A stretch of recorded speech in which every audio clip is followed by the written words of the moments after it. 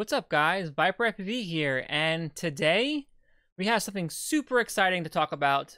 I got a leak, and it is regarding the Fat Shark HDO2s. So I actually got access to the manual to it. It hasn't even been announced or released yet. So what we're gonna go ahead and do is go over the specs and see exactly what has changed in the HDO2s opposed to the HDOs that were just released about a little over a year ago. So let's go ahead and go on to the computer here, and let's go ahead and look at the manual. So we're looking at the manual for the Dominator HDO2s, and this has been leaked. I will be leaving a link to this down below, and I'll be sharing it on my Google Drive, just in case it gets taken down. But what we're pretty much going to be doing here is kind of comparing it. I also do have the HDOs, the original ones, pulled up as well. But you can tell right here that we are missing the connector for the balance lead right here, and it looks like it is going to be powered internally in the case itself. We also do have this extra foam here, so it looks like we'll get some better, fitment on different people's faces, which is great to see. So let's go ahead and scroll down here. This is all just information. It's going to come with a 18650 battery case that takes 1860 cells. And of course the headset and the case. Oops, I somehow exited out. Let me get back in there. There we go. So scrolling down here, let's see. Now here we go. Here we got all the different views. So this is what we just seen before. We have the same button pretty much layout as the HDO2s, but the bottom looks like it has been definitely revamped.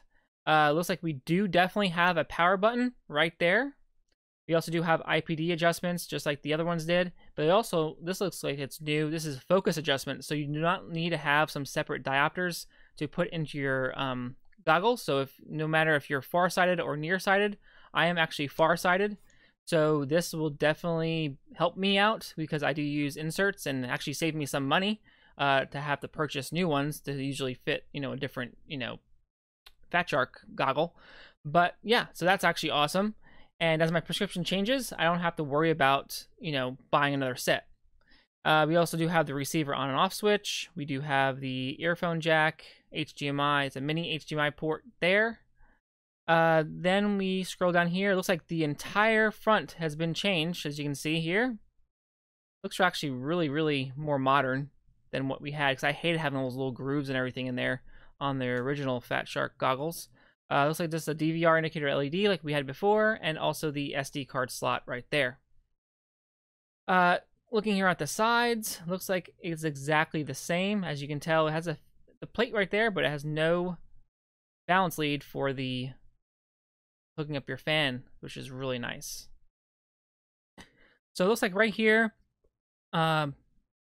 it just tells you about the input power, how you can use 2S or 3S, which is really nice to have, but it says, I guess it's tuned to only use 2S, so if you're using a 3S battery, it's not going to give you the adequate warnings when the battery is low.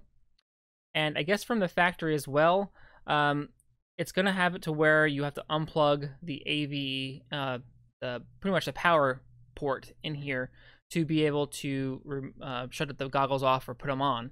And I guess a short press will turn the fan on and then adjust the speeds of it. But if you wanted to just use the button, you have to just remove a jumper.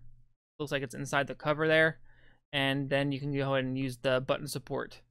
And it kind of explains that right here, how to use it. Then it also explains how to use the optical adjustment and also how to set up your focus, which is really cool. And then it talks about the head strap and the face fit, where you can try fitting it on your face and then remove the extra, I guess, Velcro layer that they put on there, the padding, to fit your face better. Then the DVR looks like it's going to be exactly the same DVR from the HDOs, 30 frames per second, standard definition, of course, and it records at 6 megabits per second, which is exactly the same specs as the HDOs. And right here, let's see, this is all just talking about the battery input. So let's go ahead and go to the specs. So this is the specs. And let me go ahead and this looks like the field of view is 46 degrees. Looks like the IPD adjustment 54 to 74. Focus +2 to -6 diopters, which is great because a lot of people will use that. Now, if you're outside that, you'll probably still need to use some type of insert. 2 Sony half-inch OLED displays, and the resolution is 1280 by 960. We have AV mode 4.3 or AV mode 16:9, which is great. And then we also have HDMI mode 16:9. And looking here at the other information here, it looks like everything else almost looks exactly the same opposed to the HDOs, so I'm not going to go really into that too much. And that's pretty much the end of it. So let's go ahead and compare it to the HDOs. Let's see what they've actually changed with the specs. So, pull up both screens here so we can see them. Make them so you can see it there. That's good. All right, so let me scroll down here to the specs. All right, so right here. So right off the bat, field of view on the HDO2s 46 degrees, and the original HDOs it's 37. So this is a lot bigger screen. So everybody was complaining about the HDOs how it had a small screen. I think that they just resolved that right there. I would like to take a look at these once I maybe get a set in the channel to do a review on them. But IPD looks like that is actually changed as well. Looks like they originally on the HDOs was 59 to 69 millimeters, and now we're at 54 to 74. So it should be able to handle a lot different faces, a lot different IPD distances. So that's good to see. Now it has here on the displays 2 Sony half-inch OLED displays. I don't think it tells you on this one exactly what the displays are, if I remember right. Yeah, it doesn't say. So I'm assuming since it does have a bigger field of view that we definitely do have some bigger screens in there. The resolution has definitely gone up as well. Original HDOs were 1024 by 768. And the new HDO2s is 1280 by 960, so it's gonna definitely be a lot crisper and a lot more detailed image with the OLED displays. So that's really awesome to see. So that should do it for the HDO2 leak that I was privy to.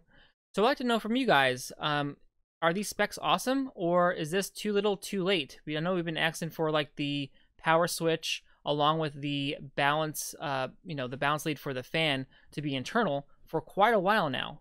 But it looks like they did listen, and they did change a lot of the specs on the original HDOs. So let me know down in the comment section down below what you think.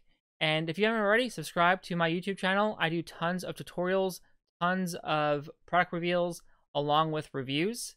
So I'll see you guys in a future video. Peace.